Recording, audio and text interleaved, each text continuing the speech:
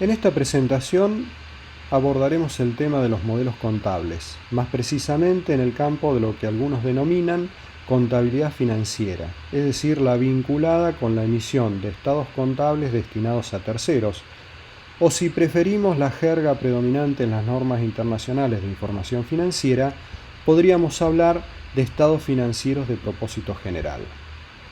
Lo que vamos a ver y escuchar está enmarcado en el programa de la materia Análisis e Interpretación de Estados Contables, que dictamos en la Facultad de Economía y Administración de la Universidad Nacional del Comahue, y constituye, por otro lado, una actualización de un trabajo cuyos datos podemos ver en la parte inferior de la pantalla. Dividiremos esto en tres partes. Una introducción con un caso que nos sirve para ilustrar cómo diferentes modelos pueden representar la situación económica de una empresa, y presentaremos también los dos paradigmas clave a partir de los cuales se construyen o definen los distintos modelos contables. En una segunda etapa pasaremos revista a las variables usualmente utilizadas para definir y por lo tanto distinguir a los diferentes modelos. Y finalmente, en la última etapa, describiremos cada uno de los modelos que nosotros consideramos principales, partiendo de los objetivos que cada uno de ellos le asigna a la contabilidad financiera. Empecemos entonces. Como decíamos, vamos a presentar un ejemplo práctico extremadamente sencillo, en el que vamos a comparar dos empresas iguales que parten de la misma situación inicial, digamos al cierre de X1, con 40.000 pesos de activos y 20.000 de pasivos, es decir, un patrimonio neto de 20.000, y que realizan en dos periodos posteriores, simultáneos, X2 y X3, las mismas operaciones. Prestan servicios que les generan ingresos por 10.000 en X2, periodo en el que también acumulan intereses derivados de la deuda asumida con sus proveedores por un total de 2.000 pesos. Al cabo de este segundo ejercicio también tenemos información que nos llega del mercado. Según la misma, el valor corriente de las mercaderías trepó desde 25 a 30.000 pesos y el valor corriente de la deuda se estableció en 21.000. En el último de los periodos, estas entidades venden la totalidad de las mercaderías que tenían en existencia al cierre de X1 y cancelan el 100% del pasivo con sus proveedores. Como decíamos, si todo es igual, ¿en qué se diferencian estas empresas? En los modelos utilizados para representar su situación económico-financiera. Mientras una de ellas se aferra al costo histórico, la otra se inclina por utilizar precios corrientes, valores corrientes.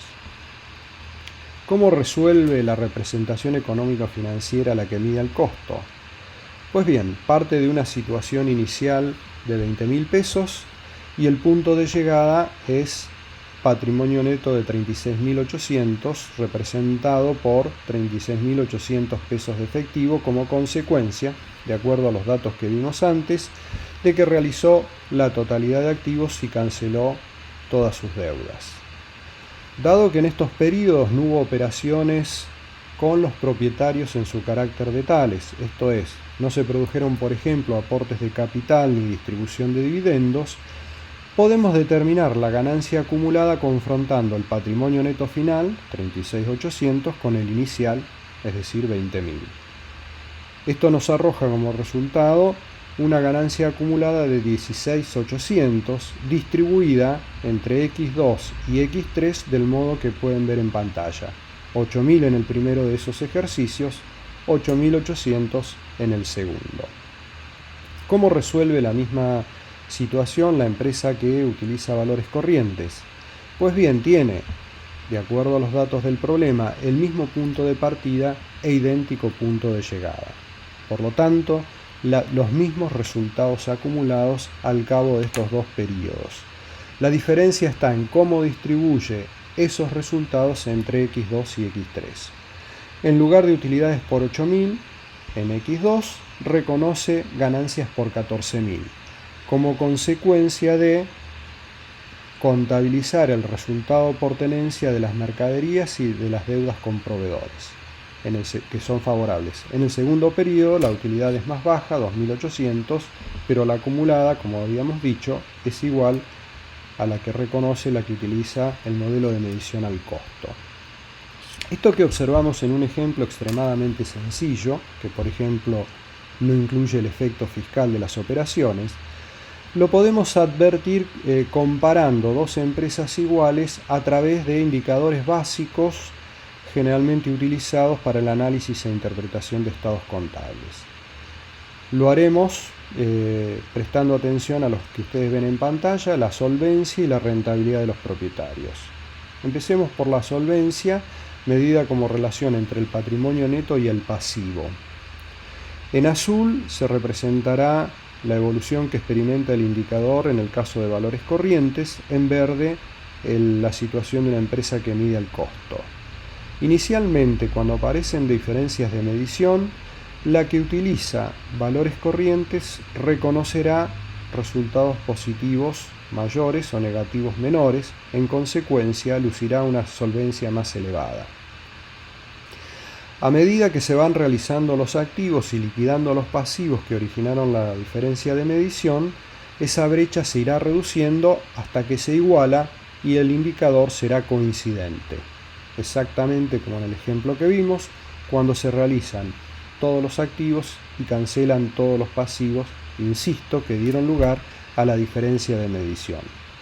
¿Qué pasa con la rentabilidad, calculada como relación entre la utilidad neta y el patrimonio neto invertido por los propietarios?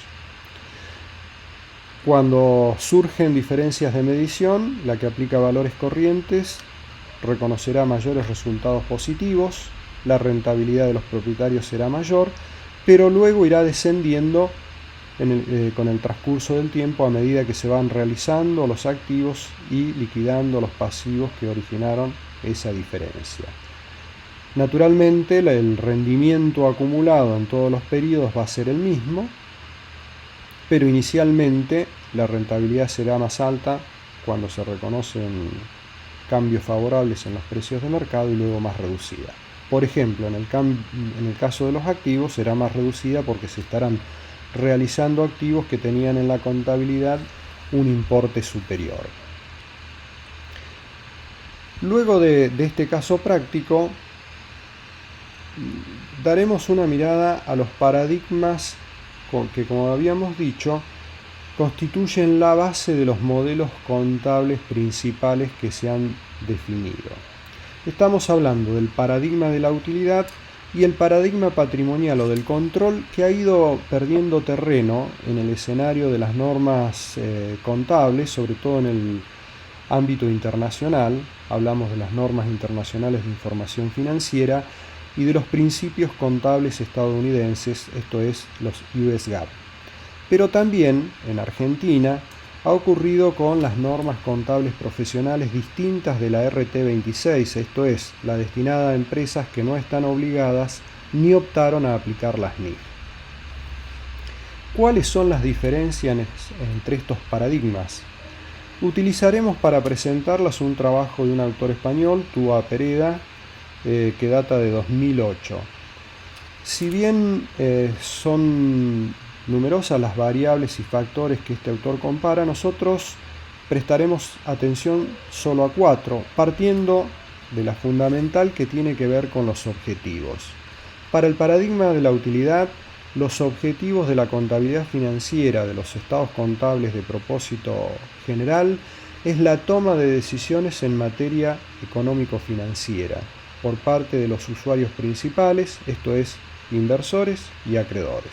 Decisiones que naturalmente van a girar en torno a la financiación e inversión.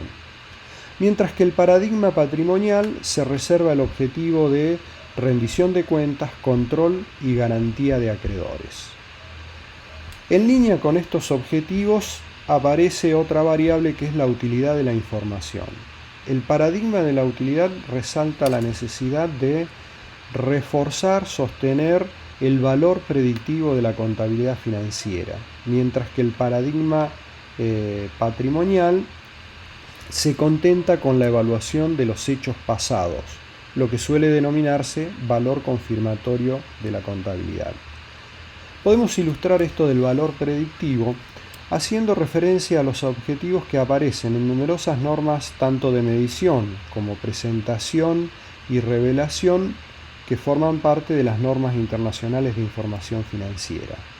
En varias de ellas se dice que el objetivo de la norma es brindar elementos de juicio para que los usuarios puedan estimar el importe, el calendario y las incertidumbres de los futuros flujos de fondos. Otra variable que vamos a comparar es la vinculada con los criterios de medición dominantes. A tono con el objetivo de brindar información para la toma de decisiones y reforzar el valor predictivo de la contabilidad, el paradigma de la utilidad se basa en la utilización de precios de mercado, particularmente del llamado valor razonable, mientras que el paradigma patrimonial queda aferrado al tradicional costo histórico.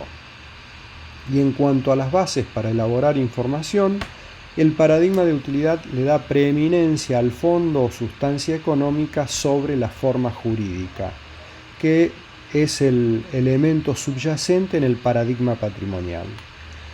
¿A qué nos referimos con preeminencia del fondo o la sustancia económica? Pues bien, uno de los ejemplos tradicionalmente utilizados para presentar el significado de esta preeminencia es el caso de los contratos de arrendamiento, cuya forma en muchos casos se parece a un contrato de locación, pero en el fondo encubre un contrato de financiamiento. Y esto fue así mucho antes de que la Norma Internacional de Información Financiera número 16 radicalizara el reconocimiento de activos y pasivos para evitar sobre todo la existencia de pasivos por fuera del balance en la contabilidad del arrendatario. Digamos, la forma parece indicar que el arrendatario no tiene deuda, la esencia es que tiene un pasivo porque como consecuencia de un contrato ya celebrado de arrendamiento asume la obligación de realizar pagos en el futuro. Y la contrapartida de esa obligación es un derecho a utilizar un bien, un activo, durante un periodo determinado.